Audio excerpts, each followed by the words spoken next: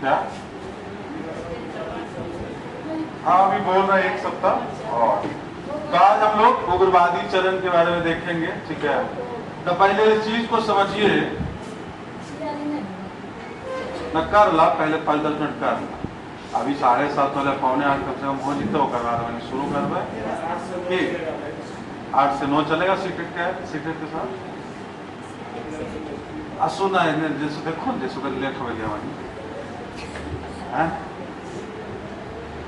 तो देखिए, सबसे पहले हम लोग उग्रवादी चरण में क्या देख रहे हैं, ठीक है, कि भाई ब्रिटिश जो है वो आया है और मौका दिया गया मॉडरेट्स को, जो उदारवादी थे 1885 से 1905 तक, ठीक है ना। लेकिन उन लोग के हाथ में कुछ सफलता नहीं आया। जो 1892 का 1892 जो अधिनियम भी आया, उसमें भी क्या था जी, उसमें भी कुछ खास जो है दिया नहीं गया प्रोविजन। जो ये लोग मांग किया था बहुत कम था। तो इसी क्रम में जो है कांग्रेस के भीतर ही जो गुट बना पड़ा, ठीक है ना, उसका जो है विकास होता है। वो गुट में जो है और लोग जुड़ते हैं, खास करके युवा वर्ग जो है वो जुड़ता है, ठीक है ना, युवा वर्ग जुड़ता है उससे। और उन लोगों ने देखा कि 1885 के बाद से लगभग 1905 तक अंग्रेजों ने क्या क्या किया। तो जो रियल फेस ऑफ ब्रिटिश है, जो अंग्रेजों का जो वास्तविक चेहरा था, वो निकल के सामने आया। जैसे इन्होंने क्या क्या किया, एक तो तिलक वाला जो आप लोगों को किस्सा बार बार सुन रहे हैं कि तिलक 1893 में ही तिलक ने क्या किया, गणपति समारोह स्थापित किया। 1895 में शिवाजी समारोह जो है वो स्थापित किया बंबई में, और उन्होंने हिंदुत्व से जोड़ने की कोशिश की और उनको सफलता भी मिला। फिर 1897 में पेपर में कुछ लिखे और उसके कारण जो है चापेकर बंधु क्या किया, हत्या कर दिया पुणे में कमिश्नर, ठीक है। तो फैमिन चल रहा है और अंग्रेज सरकार कान में तेल डाल के सोया हुआ है। पुणे में प्लेग चल रहा है, अंग्रेज को कोई मतलब नहीं, ठीक है। ये सब स्थिति था जो कांग्रेसी और खास करके जो गरम दल वाले हैं ये लोग देख रहे थे। कांग्रेस के भीतर ही जो युवा वर्ग था, ठीक है, हम लोग पढ़ते लाल बाल पाल और घोष, ठीक है ना, लाल बाल पाल और घोष, ये जो चारों थे ये खास करके। इनके अलावा भी बंगाल में बहुत कोई आएंगे। और क्या क्या किया अंग्रेजों ने, 1898 में सेडिशन लॉ लाया, सेडिशन लॉ, देशद्रोह। यही जो तिलक कर रहे थे उनको दबाने के लिए 1898 में सेडिशन लॉ लाया, ठीक है। और खाली सेडिशन लॉ नहीं लेके आए, और क्या क्या लेके आए। 1904 का आप पढ़ रहे होंगे बार बार कि विश्वविद्यालय का जो कानून है वो आया था। ये क्वेश्चन भी पूछा जाता है, कर्जन लेके आया। तो इसमें था कि जो अंग्रेजों का नियंत्रण है विश्वविद्यालय पे वो होगा ज्यादा, ऑटोनॉमी जो है विश्वविद्यालय का अब नहीं होगा। अंग्रेज जो कुछ भी होगा अंग्रेज अप्रूव करेंगे तभी होगा, ठीक है। तो पहले तो क्या किया ये लोग, सेडिशन लॉ लाया 1898 में, 1898 में, हाँ 1988 बड़े लगता है नंबर मेरा भी नहीं खुला है ना। 1898 में जो है सेडिशन लॉ आया। उसके बाद 1904 का जो ये कानून था, विश्वविद्यालय अधिनियम था, ये बार बार क्वेश्चन पूछते हैं, आप फिर बोल रहे हैं, उसको ला करके कंट्रोल किया गया, उस पर नियंत्रण, अंग्रेज जो है नियंत्रण बिठाना चाह रहे थे। उसके बाद और क्या किया बंगाल में, खास करके 1899 में जो वहां का म्यूनिसिपल कारपोरेशन है उसका सदस्य का संख्या कम कर दिया। 1899 में जो म्यूनिसिपल कारपोरेशन था उसका क्या किया, उसका सदस्य का संख्या कम कर दिया। हम लोग क्या पढ़ रहे हैं जी, हम लोग पढ़ रहे हैं उग्रवादी चरण। उग्रवादी चरण कब से कब तक है, 1905 से 1919, ठीक है। तो ये क्यों हुआ, इसका भी कारण, तो उसी में जो पहला है कि भाई अंग्रेजों का जो वास्तविक चेहरा है, अंग्रेजों का जो वास्तविक चेहरा है वो लोगों ने देखा, खास करके जो कांग्रेस के युवा वर्ग, अंग्रेजों का वास्तविक जो चेहरा है वो इनके सामने आया। कैसे सामने आया कि पहला तो इन्होंने क्या कर दिया भाई, सबसे पहले सेडिशन एक्ट जो है, देशद्रोह, कि गवर्नमेंट के खिलाफ कोई कुछ भी बोलेगा तो उस पर मुकदमा लगा के अंदर डालेंगे। कब किया? 1898 में। उसके बाद 99 में क्या किया है, और क्या किया है 99 में, जो कलकत्ता म्यूनिसिपल कारपोरेशन था, कलकत्ता म्यूनिसिपल कारपोरेशन था, वहां का सदस्य का संख्या क्या किया है, सदस्य का संख्या कम कर दिया 1899 में। ठीक है।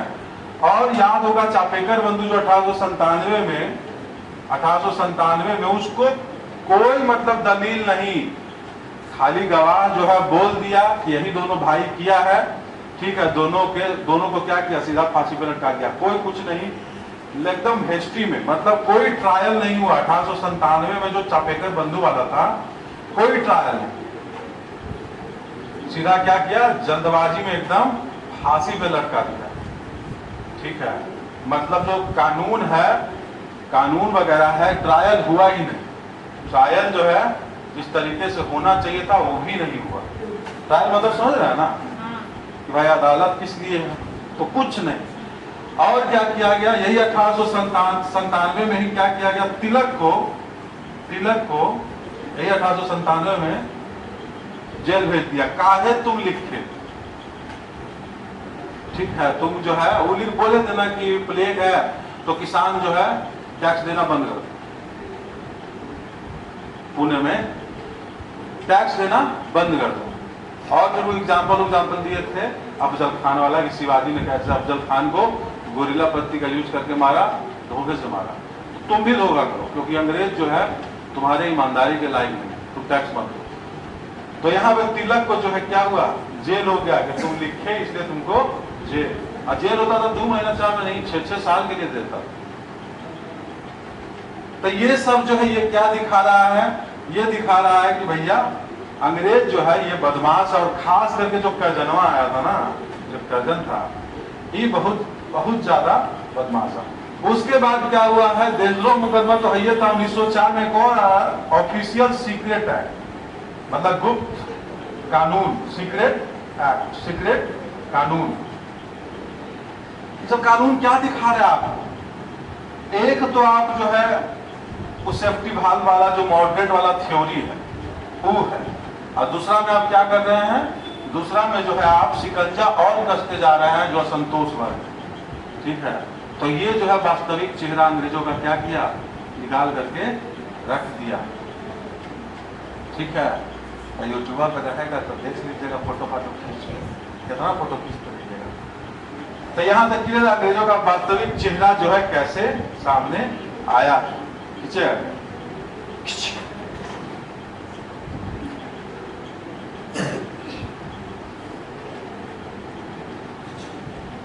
अब हट जाए।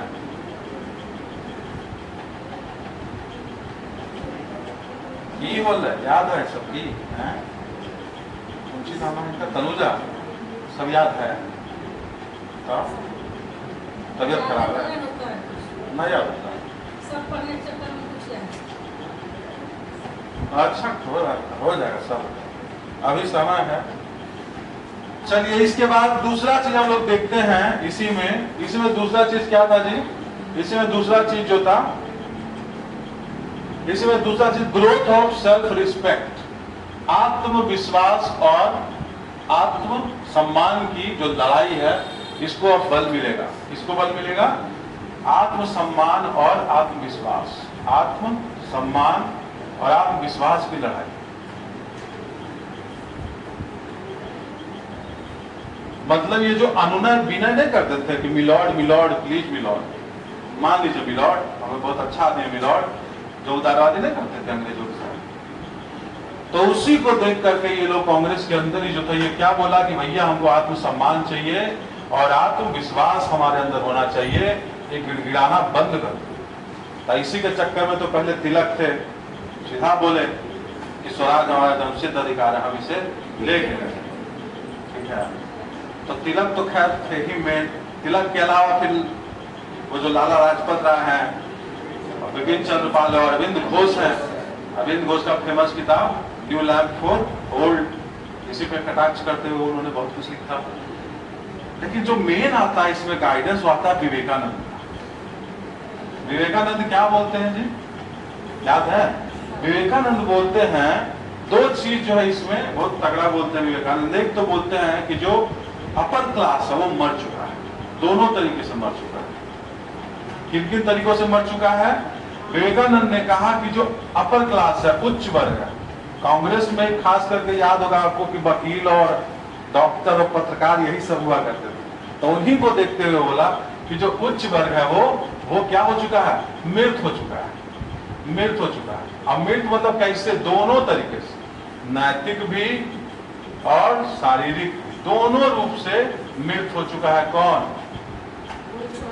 दोनों रूप, हाँ, दोनों रूप से जो है उच्च वर्ग जो है वो मृत हो चुका है। ठीक है, विवेकानंद बोले। दूसरा कटाक्ष किए कि कमजोरी इंसान में नहीं होनी चाहिए, कमजोरी समाज में नहीं होनी चाहिए, कमजोरी देश में नहीं होनी चाहिए।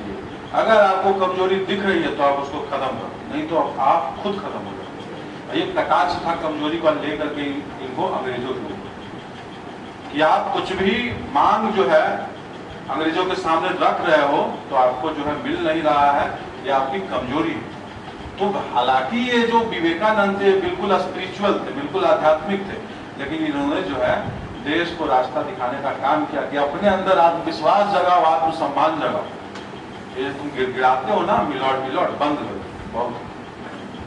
ठीक है, हाँ, इन्हीं के बारे में 2-3 क्वेश्चन पूछता है कि 1893 में शिकागो सम्मेलन में गए थे। ठीक है, और पार्लियामेंट्री कमेटी जो शिकागो में हुआ था अमेरिका में। ठीक है, आप लोग पढ़े होंगे, नहीं पढ़े।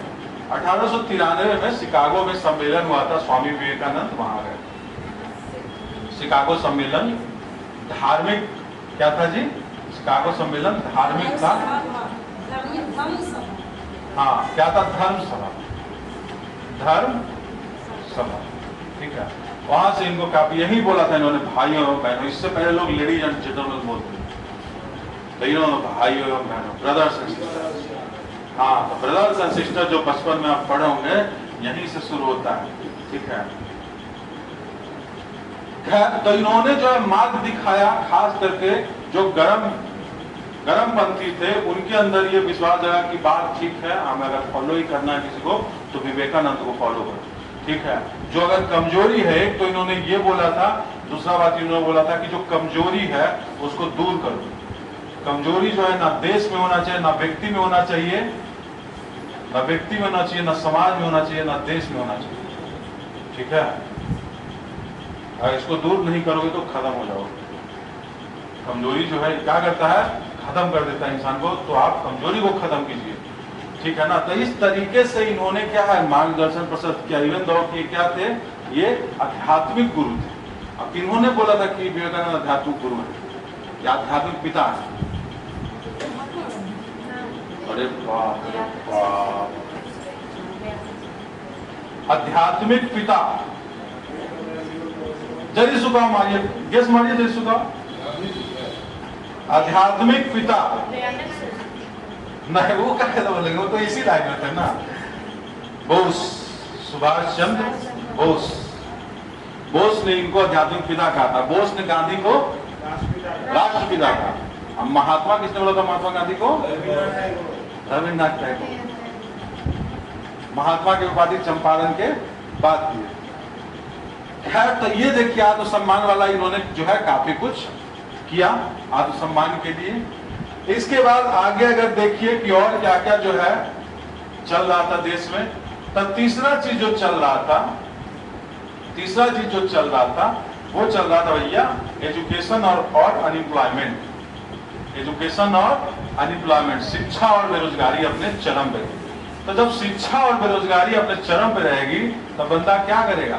बंदा को, लोगों को क्या होगा, ऐसी भावनाएं आकर्षित करेगी जो उनको सरकार की नाकामियों को दिखा रहा हो। और खास करके ब्रिटिश सरकार है तो दिखाने का भी कुछ जरूरत नहीं है, वो तो आप अनुभव उस वक्त कर रहे होंगे। तो बेरोजगार अगर उस वक्त है तो आप देख रहे हैं कि एक तो हमारे ऊपर बेरोजगारी है और पढ़ लिख सिखा गए थे लोग, ठीक है ना, और ऊपर से क्या हो रहा है कि तरह तरह के नियम कानून आ रहे हैं, ठीक है, जो आपको सताने के लिए तैयार खड़ा है। इस कारण से जो भी शिक्षित युवा वर्ग था, वो जो रेडिकल थाउट से उससे काफी ज्यादा इंस्पायर हो रहा था, खास करके बंगाल और बंबई में। ठीक है, तो जो रेडिकल थाउट होता है, ये सरकार अगर नहीं दे रहा है तो इससे तुम छीन लो। तो जो शिक्षित वर्ग था, जो बेरोजगारी से जूझ रहे, जैसे आप लोग जूझ रहे हैं, तैयारी वाला जो याचना 2 साल से दे रहा है, बार बार कुछ ना कुछ नौटंकी कर देता है कि अब क्या न समझे। वो जो है वो क्या थी, बंगाल में नहीं थी जी, कितनी बंगाल में पढ़े हैं, बहुत खतरनाक थी। कल्पना दत्त थी बंगाल में, गवर्नर को गोली मार, कल्पना दत्त थी और भी 4-5 थी वहां। तो बंगाल में तो लड़कियों ने जो घमासान मचाया भाई साहब, 1900 से लेकर 1930 तक गवर्नर को गोली मार रही है, डीएम को गोली मार रही है बंगाल में। मतलब बंगाल की लड़कियां, जैसे दिल्ली में तो बार एम्पावरमेंट आया, बिहार में आ जा रहा है, आरक्षण थोड़ा मिला, वित्तीय रूप से जो है थोड़ा सा एम्पावर हुई है। बंगाल में आज से नहीं है, लड़कियां बंगाल में यही पहला है जब वहां से आपको दिखेगा कि जो लड़कियां युवतियां हैं भाई शस्त्र चला रही थी। आज नहीं, 1900 सोच के देखिए, 1900 से शुरू हो चुका था। 1907 में गवर्नर पे गोली चला देती है, डरपोक रखता है। आई जो जबना क्रांतिकारी अभी हम देखेंगे।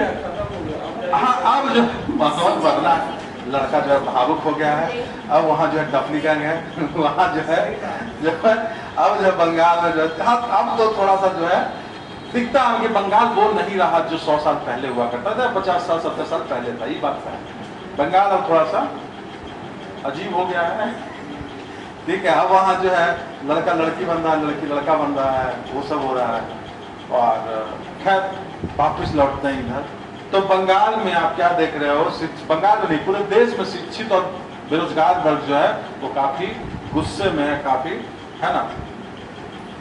इसके बाद आप लोग याद होगा, आप लोग क्या पढ़े थे जी, आप लोग पढ़े थे एक जो है कि भाई अंतरराष्ट्रीय प्रभाव क्या चल रहा था देश दुनिया में इस वक्त। अंतरराष्ट्रीय प्रभाव देश दुनिया में क्या चल रहा था, देश दुनिया में भाई ये चल रहा था कि इटली जो है और इथोपिया जो अफ्रीकन कंट्री है, इटली जो यूरोपियन कंट्री, तो अफ्रीकन कंट्री यूरोपियन कंट्री को हरा था। दूसरा आप देखिएगा कि आयरिश मूवमेंट चल रहा है इंग्लैंड में, आयरलैंड इंडिपेंडेंट होना चाह रहा है। ठीक है, और वो जो है असैसिनेट कर रहा है, इंग्लिश का जो भी अधिकारी बड़ा बड़ा उसको क्या कर रहा है, असैसिनेट मतलब व्यक्तिगत रूप से जो अनपॉपुलर होता था उसको मार देता था, बम से उड़ा देता था, आयरिश मूवमेंट। ठीक है, तीसरा जापान जो है एक एशियन पावर तो नहीं था, पावर बना। इसके बारे में ये समझे कि जापान रूस को हरा दिया, पहला तो ये हो गया। तो आप क्या देख रहे हैं कि इथोपिया जो एक अफ्रीकन कंट्री था वो क्या किया जी, इथोपिया हरा दिया किसको, इथोपिया हरा दिया किसको, इटली को। 1896 दशक। और उसके बाद जापान जो कि एशियन कंट्री था, जो कि एशियन देश था, ये किसको हरा दिया जी, ये हरा दिया रूस को, जो कि एक यूरोपियन पावर था, रूस को हरा दिया,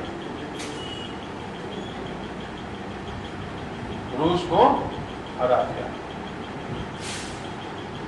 और जो आयरिश मूवमेंट था, आयरलैंड के लिए आयरिश मूवमेंट चल रहा था, आयरिश आंदोलन। इसके अलावा भी चीन में आंदोलन चल रहा था, तुर्की में चल रहा था, बहुत जगह आंदोलन चल रहा था। इन सब आंदोलनों ने एक चीज किया कि जो यूरोपियन है और ये जो सुपीरियर पावर थे, ये ऐसा नहीं है, ये गलत है। ठीक है, यूरोपियन जो है शक्ति जो है इनको हराया जा सकता है। और भैया जब थर्ड वर्ल्ड कंट्री हरा सकता है, जापान जैसा देश हरा सकता है, तो हम क्यों नहीं हरा सकते। तो यूरोपियन शक्ति का जो मिथक था वो टूट गया, मिथक जो था वो तोड़ दिया। लोगों ने ये देखा, भारत के लोगों ने, अब बल्कि इसमें तो कराची का एगो होता है, कराची क्रॉनिकल, जानते क्या लिखता है कि जो जापान जैसा देश है, जापान का जब इतिहास अगर आप पढ़िएगा तो जापान जो है मना कर दिया अंग्रेजों को, सेटलमेंट लगाने से। अंग्रेज हैं, डच हैं, डच उच गए थे वहां पे, मना कर दिया था कि नहीं हम तुमको यहाँ सेटलमेंट लगाने नहीं देंगे। आए हो नाव खड़ा करो, जो गोदाम लगाना है लगाओ, सामान बेचो जाओ, यहाँ पे तुमको फैक्ट्री बनाने नहीं देंगे। बहुत ट्राई किया, डच ट्राई किया, पोर्तुगीज ट्राई किया, ठीक है। अगर उधर से देखिएगा तो अमेरिका वाला बहुत ट्राई किया था। अमेरिका और पैसिफिक ओशन क्रॉस करना पड़ता था, जापान नजदीक था उधर से। अगर ऊपर ऊपर देखिएगा तो मैप याद है, अमेरिका बगले में ना जापान है जी, पैसिफिक क्रॉस करके, प्रशांत महासागर क्रॉस करके, नहीं याद है। लिटिल लिटिल लेते रहिए, बोलते हैं तो।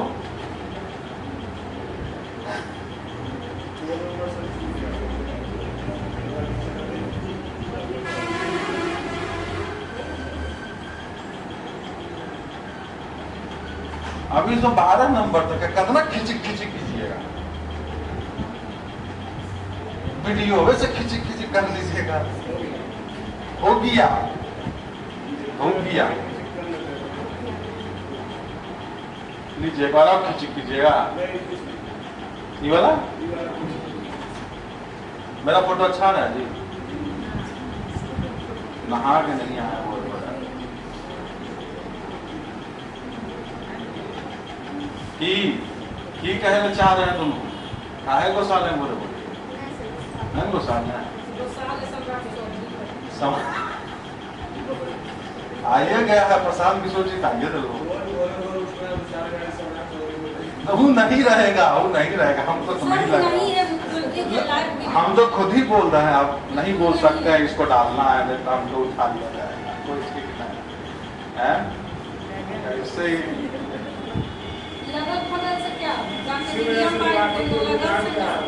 हाँ, जनता में आक्रोश है, लोग जो है गुस्सा है कि भाई तुम 2 साल से टहला रहे हो। खैर, हमारा जो धर्म बनता है, पढ़ाई जो सतत जारी रखें हम, है ना, तो उसको हम जारी रखेंगे। तो कराची क्रॉनिकल्स क्या बोला था, ये बोलते बोलते रह गए। कराची क्रॉनिकल्स बोला था कि जैसे जापानी जो है डुबा डुबा के मारा है रूसी को, वैसे ही हम लोग को अंग्रेजों को डुबा डुबा के मारना है। समझे क्या बोला कि अंग्रेजों को अरब सागर में डुबा डुबा के मारो। कराची क्रॉनिकल्स जो है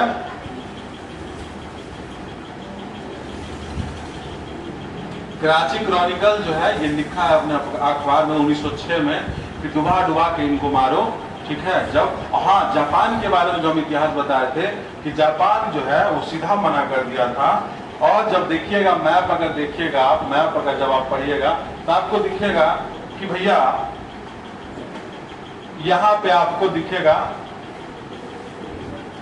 कि ये जो है अगर नॉर्थ अमेरिका है, उत्तरी अमेरिका है, ये अगर उत्तरी अमेरिका है, उत्तरी अमेरिका है, ठीक है, तो आपको बगले में ना दिखता है जापान जी, ये जो है अलास्का है, ठीक है, तो यही ना जापान है आपको, है कौन लगा, यही ना जापान है। तो फट से अमेरिका वाला बहुत ट्राई किया, ये पैसिफिक ओशन है पूरा, ये क्या है, प्रशांत महासागर, तो बहुत ट्राई किया था खास करके अमेरिकन लोग कि यहाँ पे बनाया जाए। यूरोपियन लोग तो इधर से ही जाता था, घूमते घूमते दूरी कर ले, लेकिन इन लोग को मौका नहीं मिला। पॉइंट बताने का ये है कि 1870 से 90 तक आते आते जापानी लोग ये दिखा दिया कि एशियन जो शक्ति है या एशियन जो देश है वो बिना यूरोपियन के मदद के भी शक्तिशाली बन सकता है और विकसित बन सकता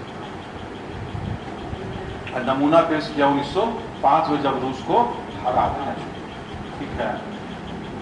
तो ये समझ में आ रहा है कि ऐसे हाँ बोल दिए। आनंद, जापान कैसे नजदीक है अमेरिका से, देखे ना, ठीक है। तो मैप को ध्यान में रखना है, ठीक है। उसके बाद और क्या था जी, बंगाल में ऑलरेडी, बंगाल में, बंबई में ऑलरेडी जो मिलिटेंट स्कूल था, उग्रवाद का जो विचारधारा था, ऐसे लोग ऑलरेडी थे वहां। जैसे खास करके जो बंगाल देखिएगा, खास करके जब आप बंगाल देखिएगा, 5वां पॉइंट हो गया, ठीक है। क्या 5वां पॉइंट हो गया कि जो उग्रवाद जो है, मिलिटेंट स्कूल ऑफ थॉट, उग्रवाद विचारधारा, ये जो है ऑलरेडी कहाँ थी? बंगाल में थी। उग्रवाद विचारधारा ऑलरेडी एग्जिस्ट करती थी। इसका 2-3 को नमूना देखिए कि आपको याद होगा अनुशीलन समिति, अनुशीलन समिति, अनुशीलन समिति का 500 शाखा कहां खुला हुआ था पता है? बंगाल में खुला हुआ। इसके अलावा अनुशीलन समिति के अलावा बंगाल में एक और संगठन था।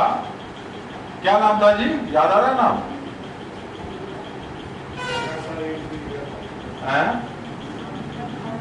एक तो है अभिनव भारत जो सावरकर खोले थे, बीडी 1857 कहा 57 चल गए। सावरकर अभिनव भारत खोले थे, ये सीक्रेट सोसाइटी था, ठीक है। सावरकर बंबई में रहते जी, ठीक है ना। तो जो संगठन खुल रहा है, आप देखिएगा कि बहुत सारा संगठन खुलता है, ठीक है, बहुत सारा। युगांतर किसका था? जो युगांतर लिखा था, कल ही पढ़ाए थे ना जी। युगांतर और काल, युगांतर और संध्या, सॉरी, युगांतर और संध्या, ये दो को जो है उग्रवाद से जुड़ा हुआ न्यूज़पेपर था। और काल जो था ये बंबई से निकलता था, बंबई से। युगांतर और काल, युगांतर और संध्या बंगाल से, और हाँ क्या, हाँ, अनुशीलन समिति, युगांतर और संध्या। अनुशीलन समिति वही ग्रुप था, स्वदेश बांधव समिति, स्वदेश बांधव समिति एगो ग्रुप ये था। बहुत सारा नाम आएगा बंगाल में। बंगाल में आपको नाम आएगा मित्रा का, ठीक है, सचिन सान्याल आएंगे, अनुशीलन समिति, ठीक है, मित्रा आएगा। तो इतना ज्यादा वहां पे लीडर उग्रवाद का दिखेगा आपको, और सब के सब वही बात बोल रहा है कि भाई अंग्रेज ऐसे नहीं जाएगा। हम लोग देख लिए 1885 से 1905। हाँ, उस समय नहीं, 1757 से हम लोग देख रहे हैं। बंगाले को पहले काहे लूटा है? हाँ। तो आप क्या देख रहे हैं कि ऑलरेडी बहुत सारा यहाँ पे आपको, आप दिखेगा कि आपको बहुत सारा विचारधारा उग्रवाद से रिलेटेड बहुत सारी समितियां यहाँ पे ऑलरेडी थी जो पुश कर रही थी, ठीक है ना। ऐसी समितियां लोगों को इकट्ठा करती थी।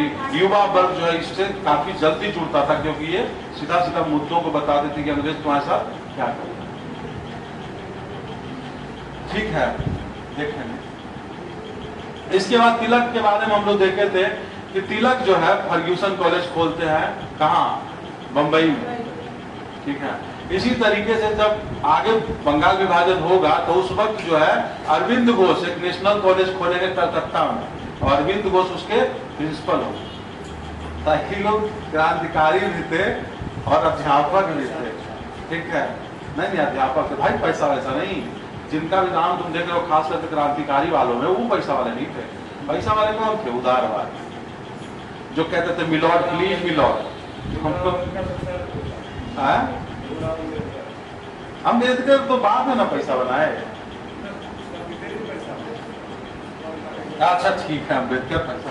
तो आप क्या देख रहे हैं, इससे आपको समझ में आया होगा कि एक जो लीडरशिप है, एक ट्रेंड लीडरशिप आपको मिल रहा है। कहाँ?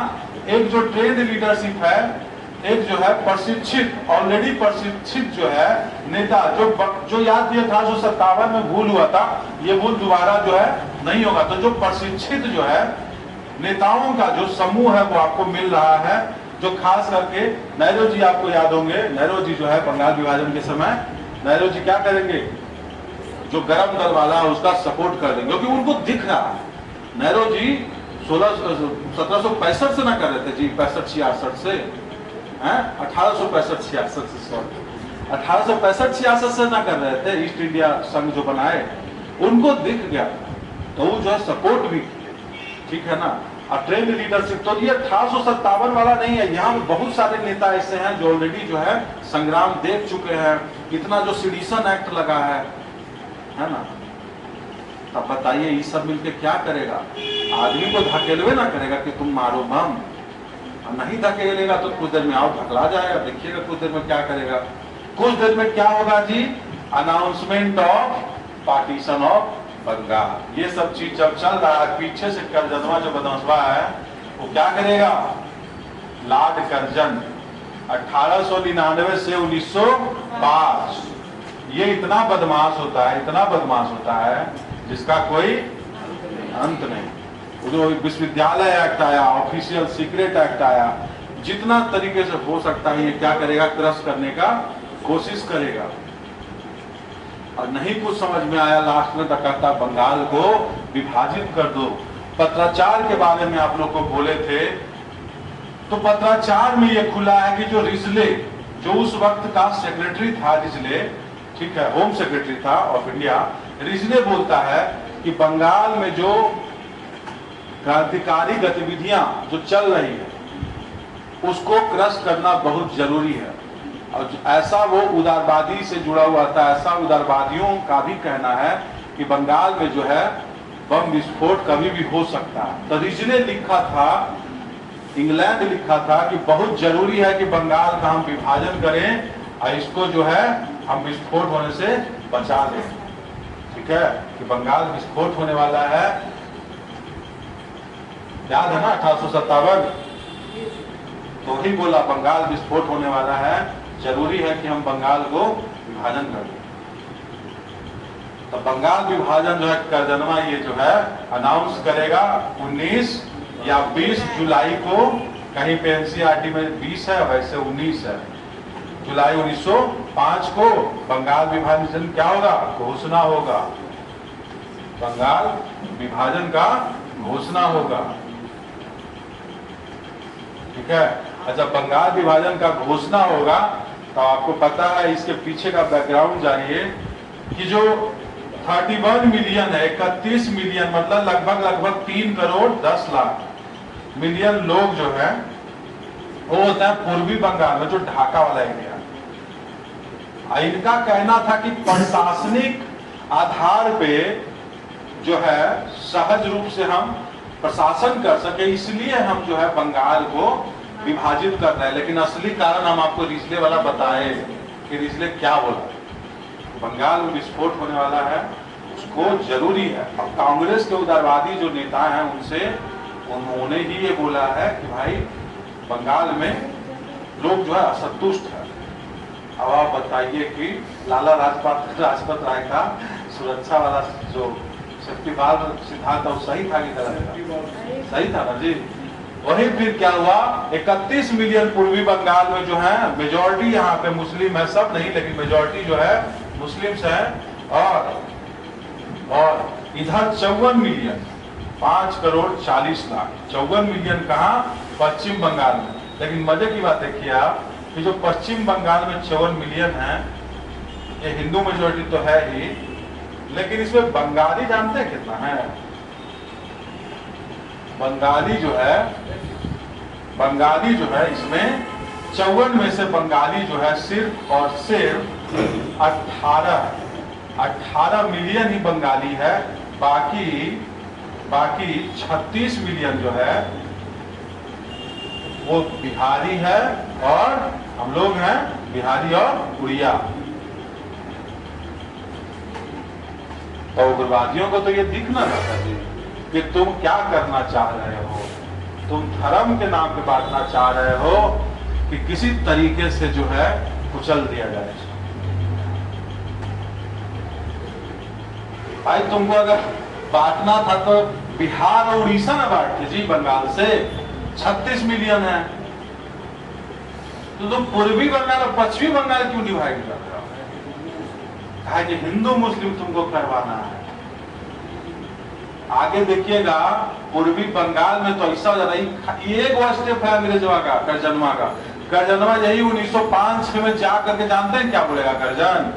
कर्जन जो है बुलाएगा वही ढाका का नवाब, उसका सम्मेलन करवा रहा होगा, बोलेगा वही कि बहुत साल हो गए तुम लोग के, तो तुम लोग का जो युग था ना मुगल वाला और दिल्ली सल्तनत वाला, वो राज जो है हम तुम लोग को लौटाना चाहते।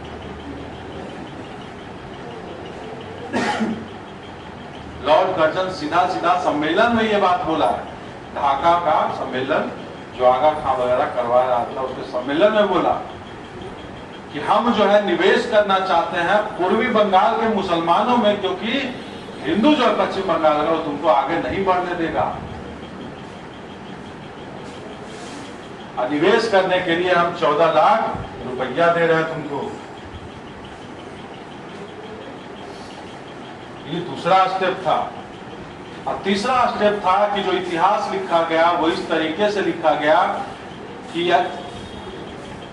जो दिल्ली सल्तनत से पहले था वो हिंदू राज था, जो दिल्ली सल्तनत के बाद आया वो मुसलमान राज आया, और जो अभी है वो हम लोग अंग्रेज को आप लोग को सिखा रहे हैं। अब इसमें एक चीज समझिए, इसमें वो खामी था। खामी क्या था जी? कि भाई सब मुसलमान तो राज नहीं कर रहा था, लेकिन दिखाया ऐसे गया। मुसलमान भी तो गरीब था ना जी, बल्कि बहुत सारे तो मुस्लिम बने ही इसलिए कि उन पर जजिया और ये धर्म तीर्थ यात्रा कर और दिस दैट बहुत सारा कर वसूला गया। तो गरीब तो दोनों में ना था, लेकिन दिखाया ऐसे गया कि हर मुसलमान जो शासक है और हर हिंदू जो है उन पे राज हो रहा है। ये इसलिए किया गया, अंग्रेजों ने इतिहास इस तरीके से लिखा ताकि तुम लोग आपस में लड़ो मत। यही अंग्रेज जब बिहार आता था तब बोलता था कि तुम लोग का जो लैंग्वेज है ना, हम जो बोले थे कि आपको जेल वेल का लैंग्वेज देखिएगा तो उर्दू वर्ड या फारसी वर्ड बहुत मिलता है। तो भाई मुगल जो है उसका फारसी ना था जी ऑफिशियल लैंग्वेज। मुगल का ऑफिशियल लैंग्वेज पत्राचार का भाषा जो है क्या था? फारसी था। तो वही रह गया, लंबा समय तक शासन हुआ है।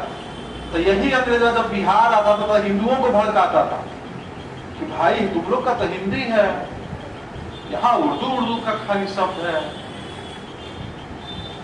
लेकिन मेन अपीचमेंट जो है इनका मुसलमानों के प्रति क्यों था? पूर्वी बंगाल को लेकर कि बंगाल को तो भाई हम जाने नहीं देंगे, बंगाल को हम जाने नहीं देंगे। इसी में फिर आपको पता चलेगा कि लास्ट में 1911 में 12 दिसंबर 1911 को ये क्या किया जाएगा? रिवर्स कर दिया जाएगा। लेकिन तब तक तो काम कर देगा। तब तक काम क्या कर देगा? यही अगला जो है तीसरा स्टेप हो जाएगा मुस्लिम लीग 1906। अगला स्टेप 1906। यही नहीं रुकेगा अंग्रेज। 1906 के बाद 1906 में शिमला में मिलेगा। 1908 में बोलेगा हमको पृथक इलेक्टोरेट दो, पृथक चुनाव, सेपरेट इलेक्टोरेट दो मुस्लिम के लिए। कौन करवा रहा है? कर्जनवा खुद करवाने के। कर्जनवा का मिनटो संभाला मोर्चा।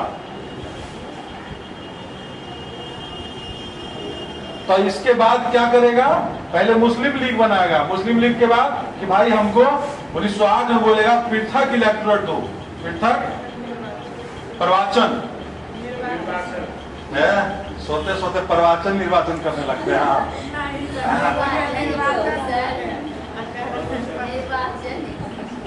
थोड़ा सा मेरा हिंदी थोड़ा गरीब क्या होगा? निर्वाचन प्रवचन सब एक करते निर्वाचन वो 1908। और यही जो है 1909 में क्या हो जाएगा? 1909 में जो मार्ले मिंटो सुधार आएगा,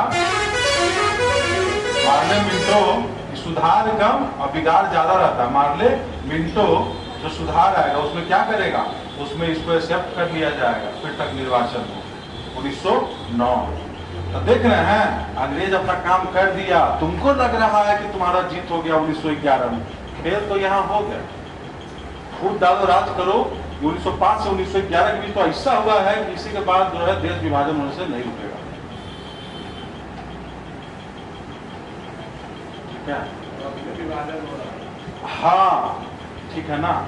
इसके बाद जो है आप देखिएगा, इसके बाद और क्या क्या होगा जी। इसके बाद जो है मूवमेंट शुरू होगा, जो हम लोग ऊपर देखे, तो बीच में हम आपको करजनवा जो बदमाश है उसके बारे में बताए। इसके बाद जो है आप देखिएगा, क्या देखिएगा कि 16, 19, 20 जुलाई को बंगाल विभाजन हुआ, क्या क्या किया।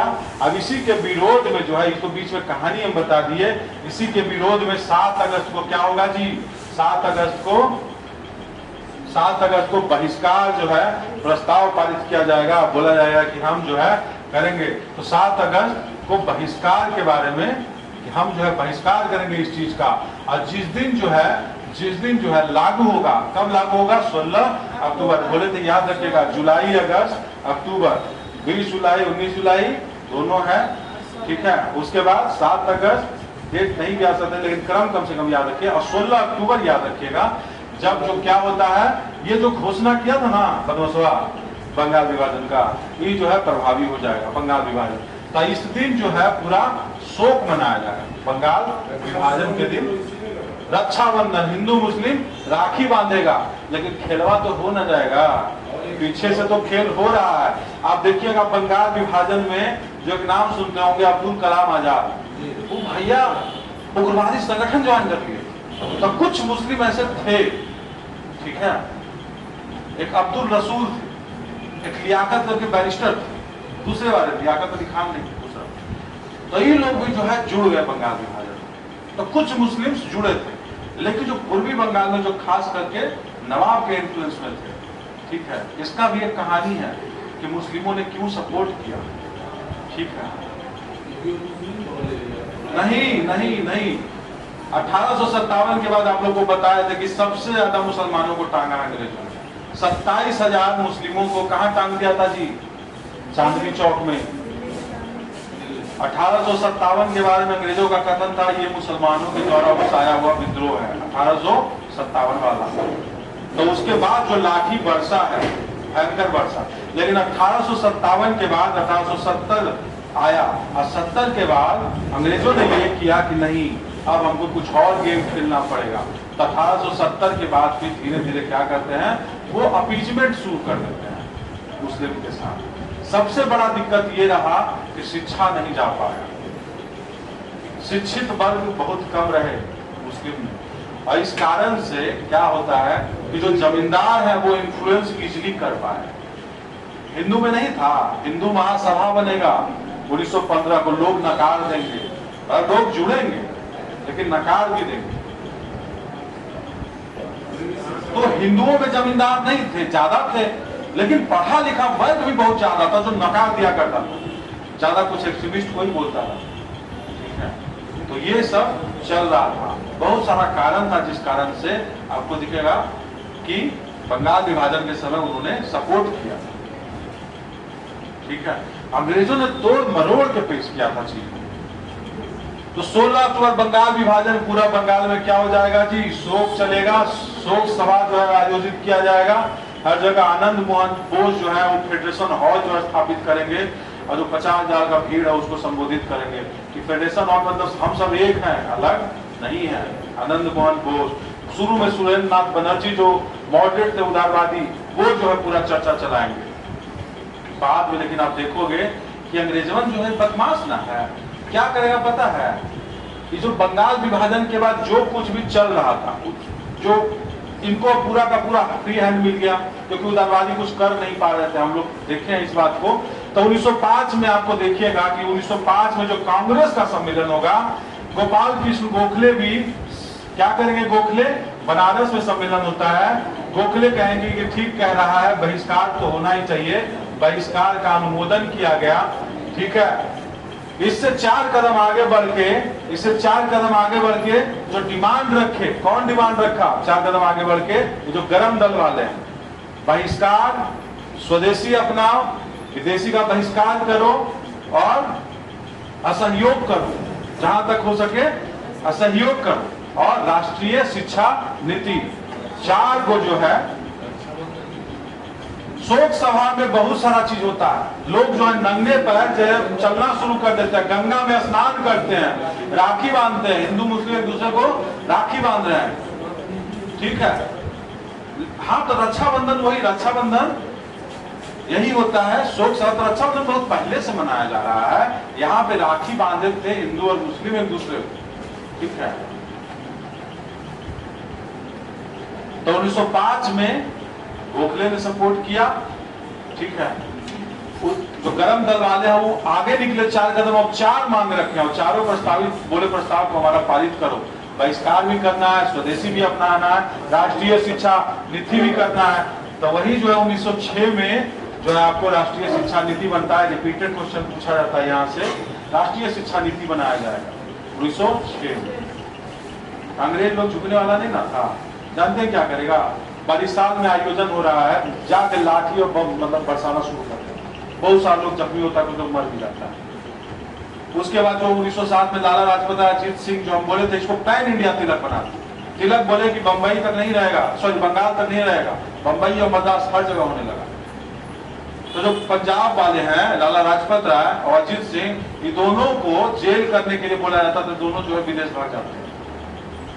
तो 1906 में ये हुआ, 1907 में लाला लाजपत राय और अजीत सिंह विदेश भाग जाएंगे। और 1908 में मेन जो है खतरनाक आदमी तिलक, 6 साल का जेल, 8 से 14, 6 साल का सजा। तो तिलक अंदर, लाला लाजपत राय अंदर नहीं, लाला लाजपत राय बाहर, विदेश, लाला लाजपत राय बाहर। और 1906 में राष्ट्रीय शिक्षा नीति, और बरिसाल के छात्रों पे डंडा भी यहीं बरसता है 1906 में। तो अंग्रेज जो है कोई कसर नहीं छोड़ता है दबाने की। लेकिन जब तिलक जेल जाते हैं तो अब बंगाल के जो नागरिक है उनके पास कुछ नहीं होता है। अब वो जो है कल्ट को फॉलो करते हैं कि मारो बम मारो, ऐसे नहीं होगा, यही अंग्रेज ऐसे नहीं सुधरेगा, ठीक है। बहुत हो गया बहिष्कार और ये और वो, अब जो भी तुमको दिखे कि अनपॉपुलर अधिकारी है उसको बम से उड़ा। इसी में 1907 में क्या होगा, गवर्नर पर गोली चलाएगी बंगाल। और 1908 में मुजफ्फरपुर में अपना प्रफुल्ल चाकी और रास बिहारी बोस बम फेंकेगा, खुदीराम बोस, कुछ बोल दिए, अरे हो जाता है, लिटिल देना पड़ता है, नहीं तो हो जाता है। इसी में फिर क्या हो रहा है जी, 1906, 1907, 1908 सारा जो मेन लीडर है वो अंदर। हाँ, इसमें एक चीज और होगा 1908 में, ये जो 2 को लाल वाल पाल देखे थे ना जी, बेचारे दोनों के दोनों, विपिन चंद्र पाल और अरविंदो घोष, दोनों जो है संन्यास ले लेंगे, दोनों जो है राजनीति से संन्यास ले लेंगे।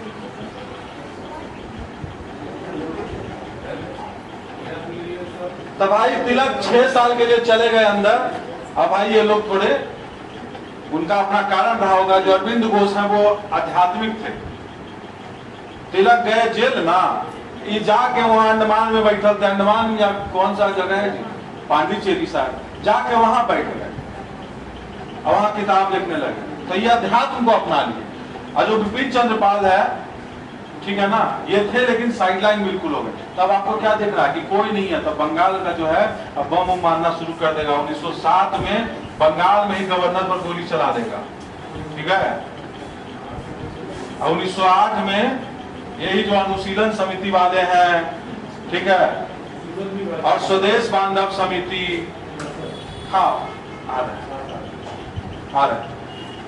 1908 में ये मुजफ्फरपुर कांड जो होगा, किंग्सफोर्ड वाला, और नहीं कुछ होगा तो लास्ट में 1911 में हर्डिंगवे में बम फेंकता, बाईसराय भाई साहब रास बिहारी बोस, जो नाम याद आएगा ना, हर्डिंगवे में बम फेंक देता है बाईसराय। अभी तक गवर्नर मजा नहीं आ रहा है, मजा नहीं आ रहा। बाईसराय पे बम फेंक दिया भाई, मरते मरते बच्चा वो पूरा घायल हो गया था। हाथी पर चढ़ के एकदम दिल्ली दरबार का आयोजन कर रहा था, है? तृतीय दिल्ली दरबार का आयोजन लगाया था कौन? Lord Hardinge. तो इधर से ये लोग कह रहा बताते हैं तृतीय, पहला 1876-77, दूसरा 1903 करजन के टाइम पे, और तीसरा 1911 हाथी पर एकदम हाथी जैसा झूमता आ रहा था, मारा बम इधर से रास बिहारी बोस फटते फटते रह गया। अब भाग गया राज बिहारी बोस निकल लिए विदेश, लेकिन बेचारा चंद्र सरपाल को फंसा, सबको फांसी हो गया। तो बहुत शहादत दिया है लोगों ने। तो हार्डिंग में बम फेंक देते हैं, तो देख रहे हैं क्यों फेंका गया है भाई। तुम सब के अंदर कर दिए, संन्यास ले लिया, कोई लाला लाजपत राय विदेश चले गए, बचा क्या? और जो हाँ, इसमें ऐसा कुछ हुआ था कि जितना स्टूडेंट है उस पर ही बहुत लाठी बरसाया है। जिसको स्कॉलरशिप दिया था बोला तुम बेटा पकड़ाए, तुम्हारा स्कॉलरशिप खत्म, मारेंगे अलग से। अंग्रेजों ने ये बोला। ठीक है, कॉलेज स्कूल का जो बच्चा है जो ज्यादा झुनझुना बजा रहा है, पकड़ा गया तो सूतेंगे अलग से, ठीक है, स्कॉलरशिप भी ले लेंगे। तो ये सब भी चल रहा था। पहली बार जो महिलाएं हैं वो घर से नहीं निकली थी, तो बस इसलिए निकली थी जो छोटा मोटा जो है मुद्दा होता था उसके लिए। 1857 में कितनी महिलाएं घर से निकली? रानी लक्ष्मीबाई, मतलब छिटपुट ही निकली थी ना जी। यहाँ पे भर भर के निकली है। ये जो भर भर के जो एनर्जी था जो निकल रहा था, अभी जाए कहाँ? सब तो लीडर तुम अंदर कर दिया। इधर जो है किसी को कोई पूछ नहीं रहा, पुरनका कांग्रेस जो उदारवादी बिलॉर्ड कर रहे थे, कोई पूछ नहीं रहा उनको। तो बचा क्या? तो कल्ट फॉलोइंग, हीरो बनो, ठीक है, मारो बम जहां मारना। आयरिश मूवमेंट से इंस्पायर हो लेते हैं। जो आयरलैंड है ना, वहां वो लोग इंग्लैंड के खिलाफ ऐसे ही करता था, जो अनपॉपुलर अधिकारी रहता उसको बम मारता। तो यहाँ से ये लोग बिजनेस शुरू कर दिया। सारा लीडर अंदर, यहाँ सारा गुंडे बाहर, करो। तो लेकिन लास्ट में 1911 में ही जो है क्या कर दिया जाता है, रिस्टोर कर दिया जाता है बंगाल। लेकिन आपने देखा कि खेला तो हो गया, मुस्लिम लीग स्थापना हो गया, सेपरेट इलेक्टोरेट, पृथक निर्वाचन जो है वो प्रणाली को एक्सेप्ट कर लिया गया। और बीच में दो और कांड होता है। 1906 में एक कांड, सूरत विभाजन, 1906-1907। 6 में तो नेहरू जी बचा लेते हैं। 1950 में बनारस का अधिवेशन हुआ, अनुमोदन कर दिया। उदारवादी जो था वो कह रहा था कि बंगाले तक होना चाहिए। 1906 में जब दोबारा लगा है सभा, जब दोबारा सभा लगा है तो क्या बोला गया? उदारवादी अभी भी कह रहा है, वो लोग को अभी भी दिमाग नहीं काम कर रहा, वो लोग अभी भी कह रहा है कि अंग्रेज मतलब बिलॉर्ड नहीं दिख रहा। वो लोग अभी भी कह रहा है कि भाई बंगाल तक ही सीमित रखो। तिलक बोले पागल हो गया, तो तुम लोग क्या और कितना तुम लोग को चाहिए? अब हम लोग को बंगाल नहीं पूरा देश चाहिए, स्वशासन चाहिए हम लोग को। तो वही फिर 1905 में तो जो हुआ सो हुआ, गोखले ने किया अनुमोदन। 1906 में क्या होगा? यहाँ पे कांग्रेस के बारे में है कि 1906 में क्या होगा? नेहरू जी बचा लेंगे बीच में, दादा भाई नेहरू जी जो है, लेकिन समर्थन कर देते हैं दादा भाई नेहरू जी। पहला बार जो है स्वशासन का या स्वराज का कॉन्सेप्ट उठाया जाता है 1906 में कांग्रेस अधिवेशन, ठीक है। तो नेहरू जी बोल देते हैं कि चलो इस बार तो मना लिया गया। लेकिन 1907 तक आते आते ये जो था ना कि उदारवादी कर रहे थे बंगाल में ही होना चाहिए, अध्यक्ष हमारा बनना चाहिए। एक बात बताइए, जब आपके पास कुछ है नहीं तो आपका अध्यक्ष क्यों बनेगा भाई? बस इसलिए कि आप अंग्रेज के चाटुकार हैं। सारा लड़ाई आंदोलन लड़ रहा है तिलक, लाला लाजपत राय, देख रहे हैं ना। और उदारवादी कह रहा है कि मिलॉर्ड करते करते हमको मेरा ही अध्यक्ष बनेगा कांग्रेस का। इसी कारण से सूरत में फिर क्या हुआ? विभाजन हो गया, सूरत विभाजन। सूरत विभाजन किसका हुआ जी? कांग्रेस का। कल हम लोग इससे आगे डिस्कस करेंगे। प्रथम विश्व युद्ध के दौरान भी कुछ होता है, वो सब देखेंगे, ठीक है। तो आज जो है यही तक रहने दिया जाए मित्रों।